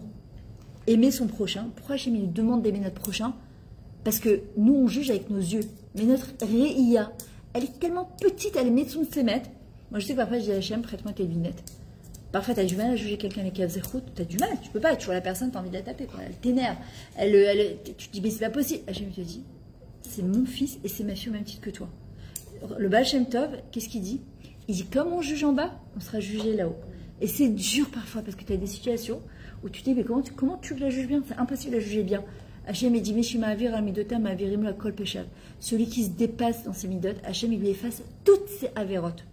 Et comme on juge en bas, on sera jugé là. Le Baal Shem Tov, il dit, quand on arrive à 120 ans, Hachem, il va montrer tout le séret de notre vie. Il va nous demander à nous de nous juger. On ne saura pas que c'est nous. Quand une personne, elle a appris à juger favorablement en bas, alors à Kadosh Baruch Hu, qu'est-ce qu'il va faire? Il va nous mettre le film de notre vie. Mais quand la Neshama, elle s'est imprégnée de ça, d'apprendre à juger favorablement, quand je verrai la personne, c'est moi, c'est ma vie à moi, mais je ne saurais pas que c'est moi tout de suite, je dirais, ouais, mais là, elle était enceinte, là, elle était après une grossesse, là, la pauvre, elle était fatiguée. Là, c'était compliqué. Là. Hachem, il dira, ok, c'est toi que tu as jugé toi-même. Pourquoi on dit les caves zérout? Quand ton fils il te demande, maman, sers-moi du couscous, mais que les pommes de terre et la viande, qu'est-ce que tu fais? Tu prends la louche et tu prends que les pommes de terre et la viande. Hachem, qu'est-ce qu'il dit? C'est quoi les caves zérout? Prends ta louche et enlève que ce qu'il y a de bien chez mon fils et ma fille. Casse-toi la tête, mais va chercher quelque chose de tov. C'est dur, c'est très dur. Et parfois, il faut demander à Hachem, Hachem, t'as zorli, aide-moi à voir le bien. Parce que cette personne que je vois, c'est un chelek elokemel, c'est une partie d'Hachem. Moi, je le vois comme un gouche bassa, comme quelqu'un qui fait du mal. Non, cette personne-là, elle est aussi bien que moi, je pense être bien. Et l'amour, justement, ça relie les différences. Et l'amour, ça rapproche d'Akadosh Baruch Hu. Et ça, justement, c'est le plus important.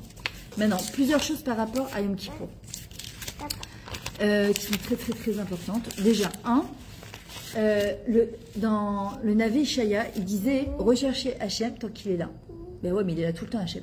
Oui, mais il y a des moments propices de l'année, comme maintenant. Appelez-le tant qu'il est proche, maintenant. Hachem, il est encore plus proche que d'habitude. Et ça, c'est Rabba Baravot, il dit c'est pendant la Seret Yom Teshuvah. On apprend de là qu'Akadosh Baruch Hu, il est proche de nous, il est là, on peut le toucher du doigt. Celui qui le cherche vraiment, il touche Akadosh Baruch Hu du doigt. Rabbeinu Yonah, il dit dans Sharet Teshuvah, en fait, on doit profiter de cette occasion pour se rapprocher d'Hachem. Et Bessimcha. Surtout, c'est Bessimcha.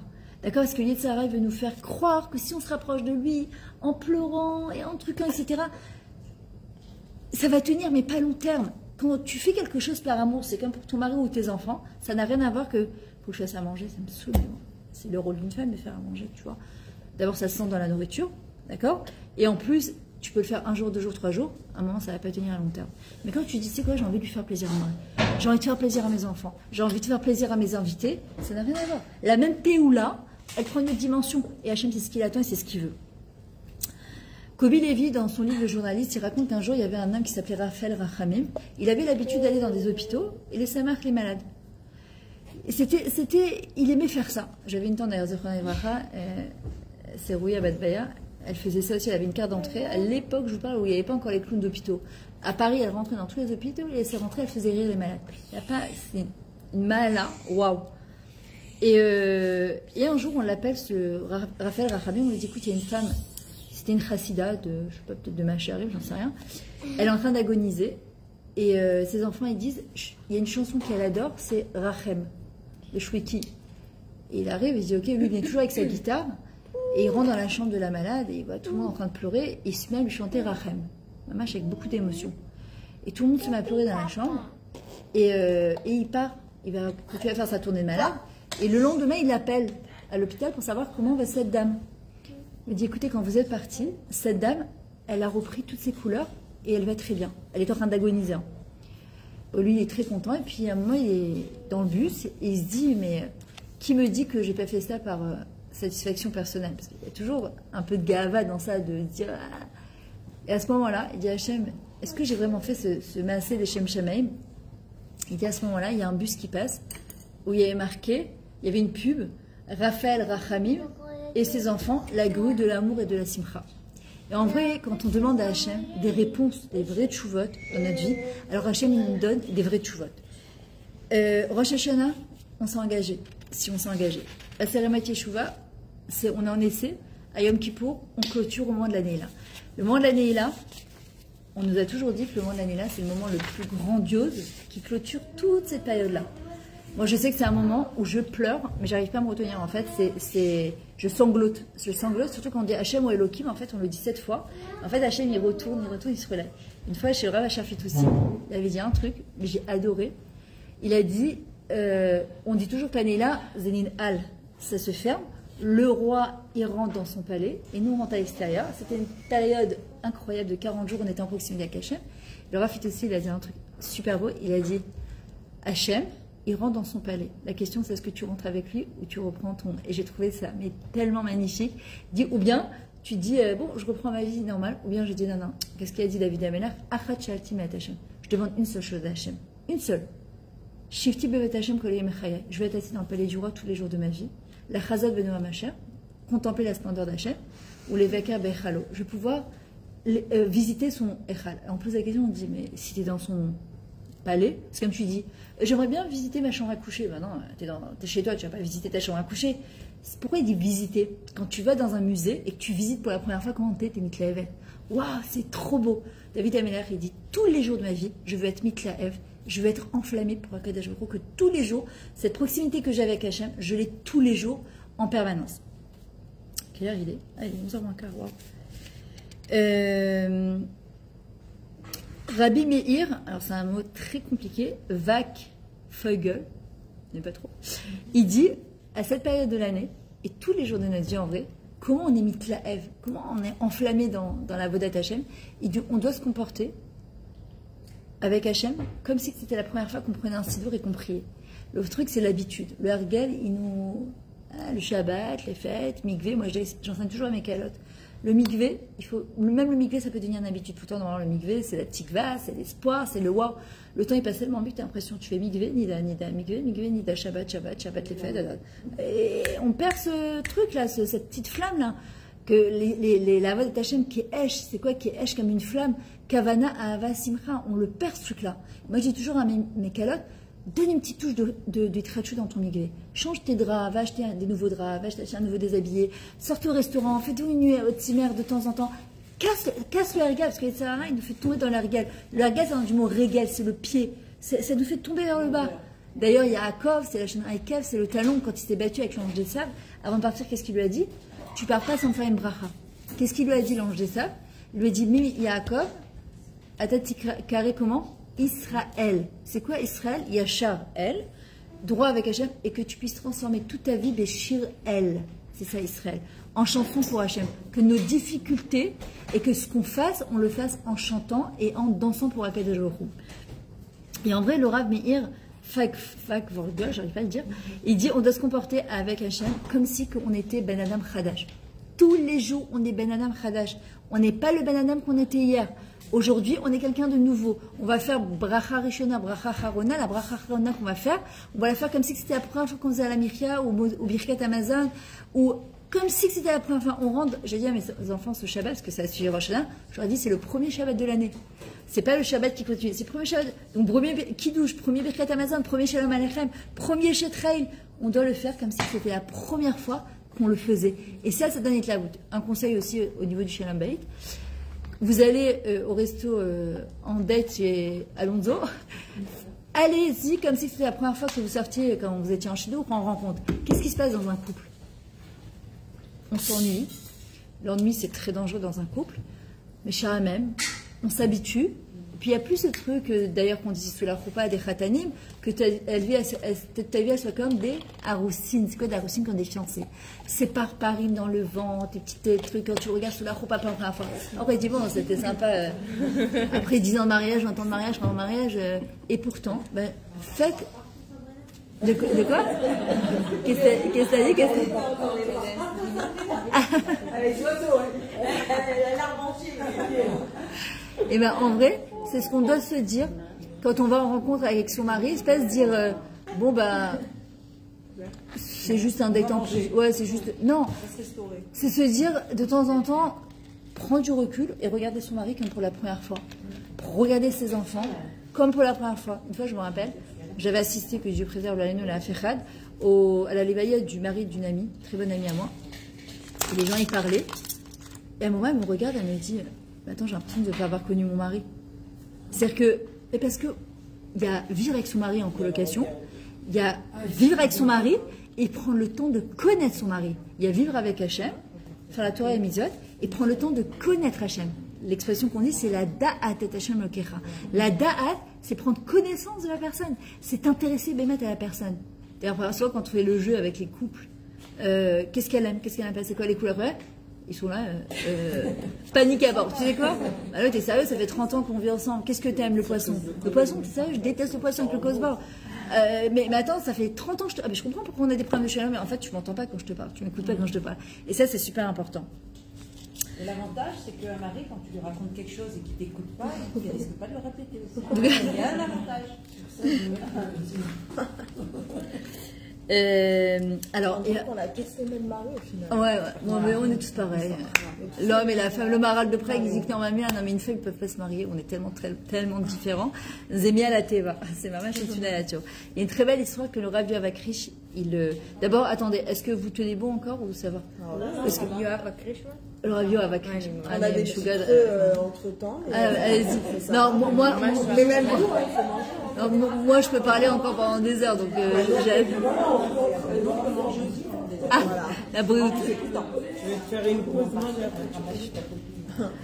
Le Rav Avakrish, il raconte une histoire trop belle.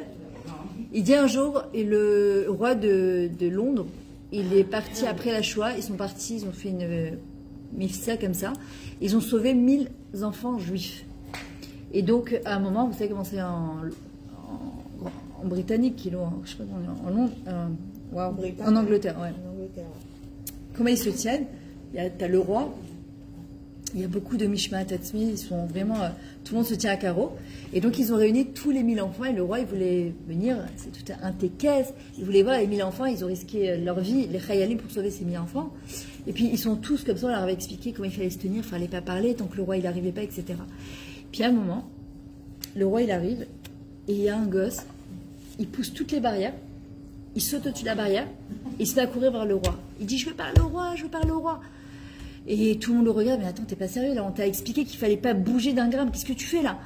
Il dit je m'en fous, et ils essaient de lui courir après, il se débat, il dit je veux parler au roi, je veux parler au roi. Puis à un moment, il y a 2 flics qui l'arrêtent, il lui dit mais qu'est-ce que tu fais? Mais tu sais que tu vas être arrêté pour ça, mais c'est n'importe quoi. Le roi, il avait observé la scène de loin. Une fois que le tékès il est terminé, il a demandé à parler à l'enfant. Et donc il a fait venir l'enfant, et il lui dit Makara, qu'est-ce qui se passe quoi? Pourquoi tu es excité comme ça? Il lui dit Vodamelar, d'abord je voulais vous remercier. Vous avez risqué la vie de plusieurs Khayalim pour nous sortir d'Hongrie, donc je voulais vous remercier. Maintenant, vous êtes le roi, vous n'êtes pas n'importe qui. J'ai une autre bakacha à vous faire. J'aimerais que vous rameniez mes parents ici. Parce que moi, sans mes parents, je ne peux pas. Toutes les nuits, j'arrive pas à dormir. Le roi, il le regarde, il lui dit mais tu sais ce que c'est retourner en Hongrie pour chercher tes parents? Il dit je vous en supplie, mais vous êtes le roi, vous avez rien qui vous limite, s'il vous plaît. Bon, le roi, il est quand même perturbé par la demande du gosse, mais il n'est pas insensible. Donc il lui dit écoute, on va prendre note. Il dit à son conseiller prends note. Et passe quelques jours, tout le monde commence à l'engueuler mais qu'est-ce que tu as fait? Tu te rends compte, tu as gâché le tékès, on t'avait demandé de tenir à carreau, etc. Bon, le gosse, il pleure. Quelques jours après, on appelle l'enfant, lui dit t'es appelé au palais du roi. Bon, le gosse, il sait qu'il va prendre un onesh, il va prendre une punition, mais il est prêt à ça. Et il arrive comme ça, la tête baissée, les mains comme ça derrière le dos. Et le roi, il le regarde, il lui dit tu te souviens du tékès? Il lui dit oui, je vous demande pardon, Vodameler. Et il lui dit ouvre la porte. Il ouvre la porte et il voit ses parents. C'est une vraie histoire. C'est le Rav Touvia, je ne me rappelle plus comment il s'appelle, Touvia, qui raconte qu'il était là-bas. Et il dit moi, j'ai pas fait ce que cet enfant il a fait, mais moi j'étais là-bas. Et il dit en vrai, c'est qui le roi? Et c'est une vraie histoire. Il dit c'est Akadosh Baruch Hu. Cet enfant-là, il n'a pas vu de barrière.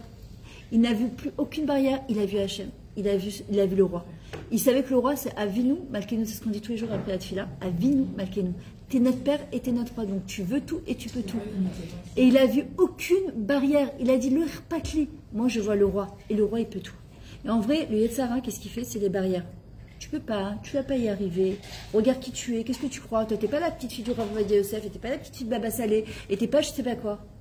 Il n'y a aucune barrière entre nous à Kadosh Baruch Hu jusqu'à l'année là. L'année là, c'est le moment où toutes les portes des chars, et Ratson, c'est le moment où toutes les portes elles sont ouvertes.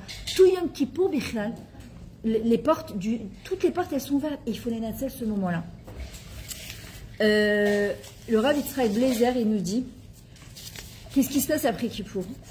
Il dit souvent les gens, ils reprennent le rythme normal. Pourquoi? Parce qu'ils se disent, ben, voilà quoi, il y a Soukot, Anana, je repars, etc. Il dit c'est comme un prisonnier qui sort de prison et on lui donne des habits propres, une savonnette, un shampoing, une éponge. Il n'en peut plus pour se doucher, pour mettre des habits de citoyen et plus des habits de prisonnier. Et il est là dans le fleuve, il se nettoie, il se brosse, il chante, il est comme un fou, il a retrouvé sa liberté. Puis il sort. Il voit qu'on lui a volé ses habits neufs, il est obligé de remettre ses habits de prisonnier. Il dit le Rav, le Yetzara, c'est exactement pareil. Quand on sort de Yom Kippour, nos habits de prisonnier, de fauteur, terminés, à la poubelle. On a des habits propres, on a des habits neufs. Et ne pas se dire ça, c'est comme laisser le Yetzara nous voler le nouveau lévouche de notre Neshama. On a un nouveau lévouche sur notre Neshama le jour de Yom Kippour. On est blanc, on est à or, on est naki. Et c'est pour ça que quand on sort de Yom Kippour, ça enchaîne avec Sukkot. Le Samarta vechagecha veita arsamer. Tu ne peux que te réjouir maintenant. Pourquoi? Parce que ça y est, on est pur, on est propre, on est tahor. Même si quelqu'un il a fauté toute l'année, il a fait les pires choses. Et qu'après il fait tchouva. Mais il fait tchouva. Il faut faire tchouva. Mais une personne qui fait tchouva béhémet, une tchouva sincère, on te dit que le pire des rachats, Hachem il accepte cette tchouva. Il y a 2 histoires qu'on raconte. qui sont très belles, du Melech Menaché et de Eliezer ben Dourdaria. Eliezer ben Dourdaria, c'était un homme, il courait d'une prostituée à l'autre. Et un jour, il entend qu'il y a une prostituée, waouh, il a passé 7 fleuves pour aller la voir. Et quand il arrive devant elle, on dit que c'était la Edgalmout, c'était la représentation du Satan. Elle lui dit que tu saches, tu as perdu ton Lamazé et ton Lamaba. Et là, Eliezer ben Dourdaria, il a un électrochoc. Il comprend en fait il vit comme. Mais c'est horrible, ce qu'il faisait. Et il met la tête entre ses mains et il commence à pleurer. Et il dit montagne, montagne, allez voir Hachem, dites-lui que je te demande pardon. Aucune réponse. Ciel, ciel, étoile, étoile, soleil, soleil. Puis à un moment, il dit Menaneli, Meli, Inulatsuimi, Anib, Imlarchav et Mataï. Donc il prend sa tête entre les mains et il commence à pleurer. Il dit Hachem, je suis désolé, je ne réalisais pas un juif si réalisé. Il y a une très belle chanson d'ailleurs comment il s'appelle Roy Yedid, il chante si les juifs, on connaissait la valeur de la Torah et d'Akadosh Baruch Hu, on courait après Hachem, on courait après sa Torah, on serait comme des fous d'amour pour lui, on ne s'arrêterait jamais. Le problème, c'est que ça est tellement fort entre lui et nous que ça nous empêche en fait d'arriver à ça. Il a tellement pleuré, on dit que sa neshama elle est sortie, et il y a une bat kol qui est sortie du ciel qui a dit Rabbi Eliezer ben Dourdaria, Muzman Lechaya Olamaba.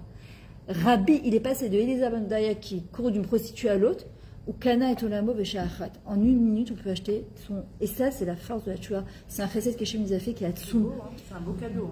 Mais c'est pour ça les gens, malheureusement, ils voient la Tchouva souvent comme un hall, comme un engagement qui est. Mais pas du tout, mais c'est le plus beau cadeau qu'Hachem nous a fait, de pouvoir revenir vers lui. Chouvou, et là, Chouvou Adachem Lokecha, mais c'est. Et il y a une autre histoire du Melech Menaché, qui est très très belle aussi. Parce que Melech, à son époque, c'était l'homme le plus sadique que ça aurait dû être Melech Mashiach.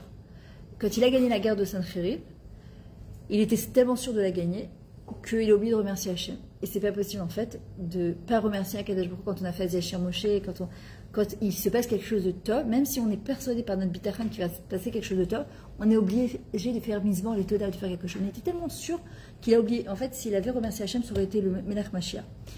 Maintenant, à son époque, Chizkiyahu Melech, tout le monde c'était des tzadikim. Les enfants, du plus petit au plus grand, connaissaient les lois de Tarat Mishpacha, de Kashrut, de Shabbat, Mamaj, ça dit Gamou. Lui, il a vu en évoie qu'il aura un enfant Racha. Mais Mamaj, Racha. Il a dit, attends, moi, toute ma génération, c'est des tzadikim, il est hors de question que moi, j'ai un enfant Racha. Mais il y a marqué Nistarot Lachem. Les contes de Dieu, ils sont cachés, on ne comprend pas, on voit pas, nous, on voit que une partie du puzzle. On voit pas toute la partie entière, toute la fin de l'histoire. Et Hachem, il a envoyé le Navi, je ne me rappelle plus c'était lequel.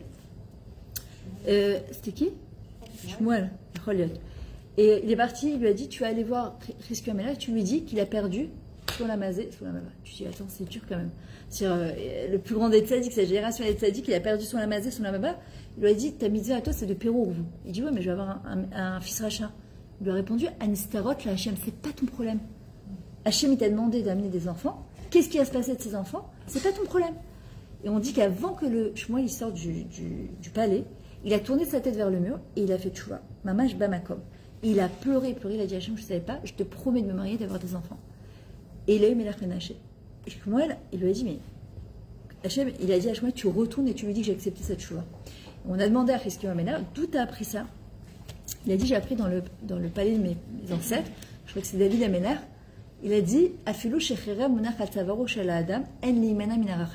même si une personne a une épée tranchante sur son cou que Dieu préserve, elle n'a pas le droit d'empêcher, pas de désespérer, d'empêcher la miséricorde divine d'intervenir.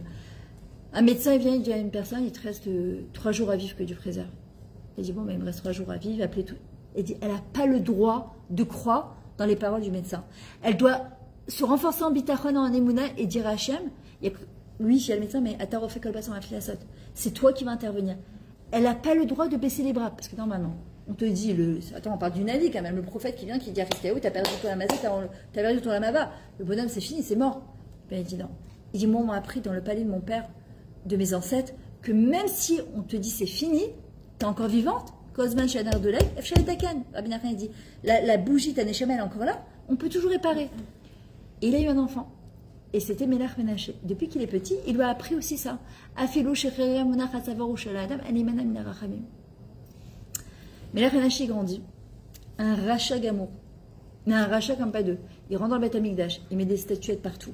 Il change tous les noms du Sefer Torah, des dieux, par des noms de Avodazara. Il prenait des enfants juifs, il les immolait. En Enfin, il a fait des trucs, mais horribles. Tu te dis, c'est pas possible, c'est un Yehudi, ça.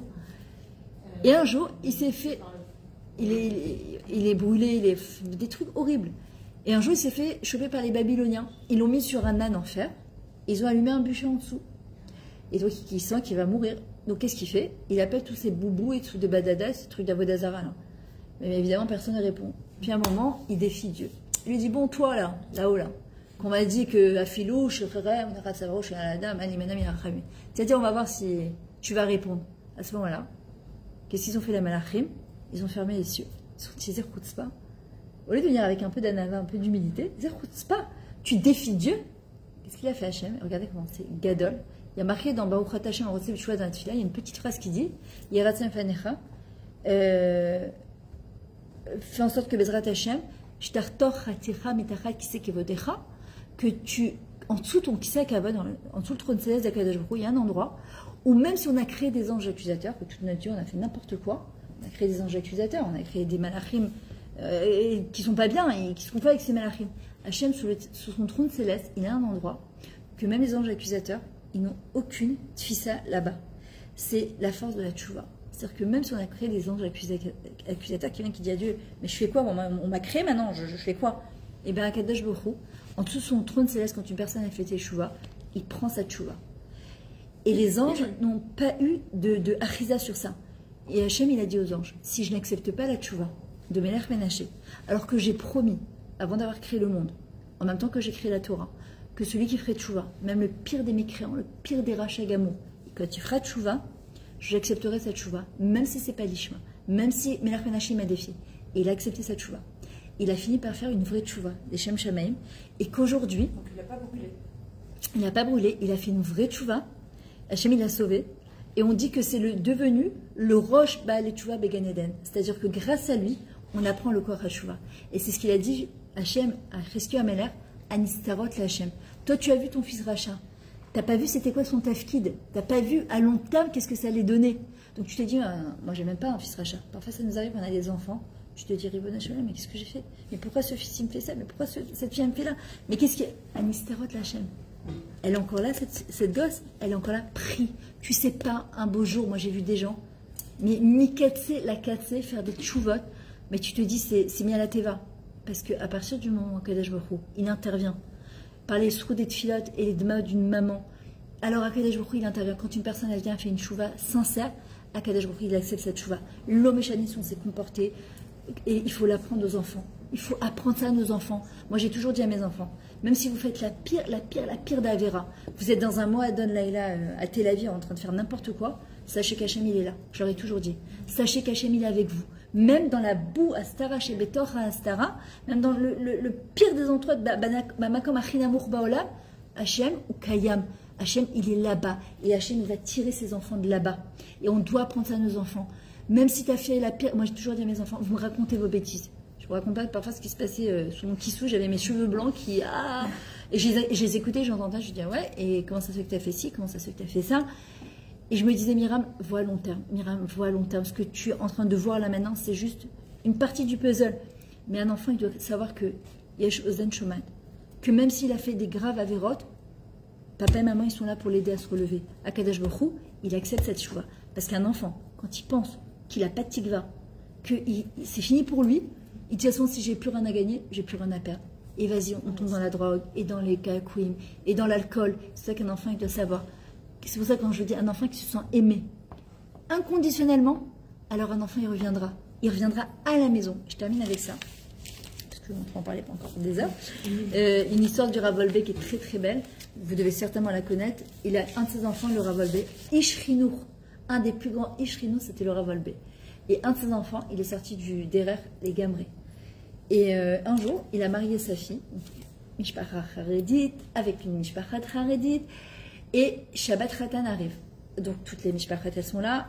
On chante Zmiri Shabbat. Et on entend une voiture arriver et se garer à côté de la maison où il y avait le Shabbat Ratan.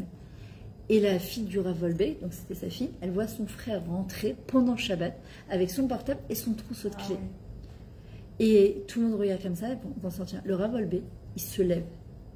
Il va accueillir son fils. Il lui dit, Bo Tzadik Sheli. Le Shabbat, il n'aurait jamais été au summum de sa simcha, si tu n'avais pas été là, assis-toi. Et son fils, il s'est assis.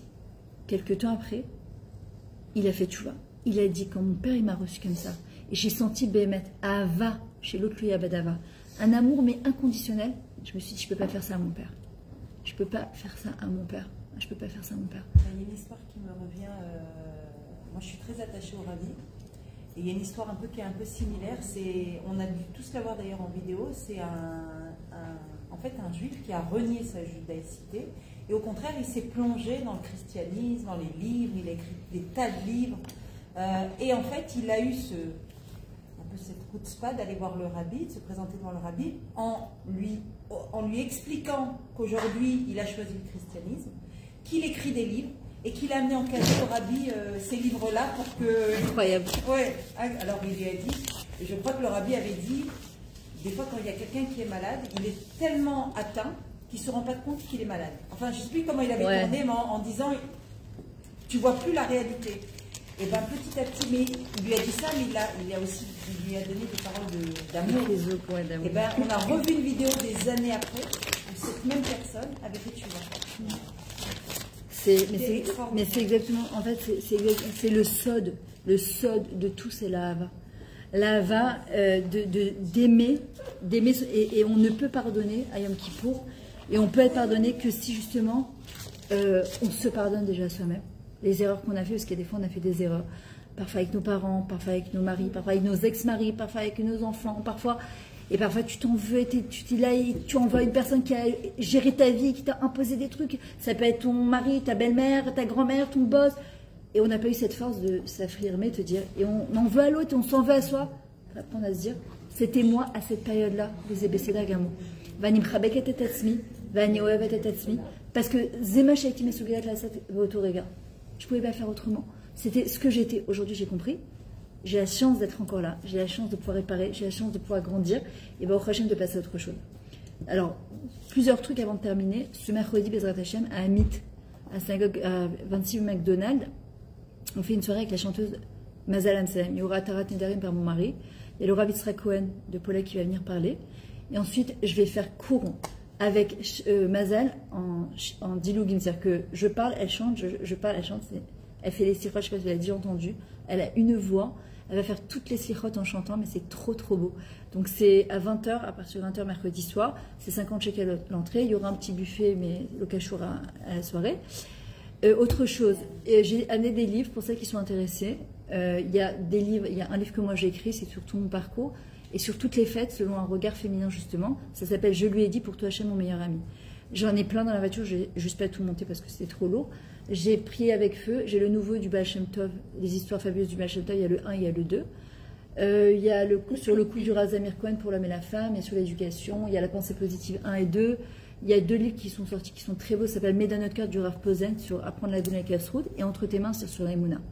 Ça peut être un livre pour vous, ça peut être un livre en cadeau que vous pouvez faire. Vous savez, quand on fait un livre de Torah en cadeau, il n'y a pas un plus grand sroute que ça, que la personne, quand elle grandit, c'est grâce à vous, c'est Mamash la Netzar Netzachim. Donc celles qui sont intéressées, vous pouvez aller là-bas. Celles qui veulent aussi laisser vos coordonnées, que je puisse vous faire savoir, moi j'habite à Natania, quand est-ce qu'il y a des cours qui sont organisés ou quelqu'un va organiser. Je peux passer une feuille, t'as un stylo, Nina? Non, moi je la journée ci. Voilà, en tout cas Nina, je voulais te souhaiter un très bon anniversaire. Jusqu'à 120 ans, c'est très beau. Je pense que ce que tu as fait au niveau de ton anniversaire, non mais c'est très beau, c'est... Ouais.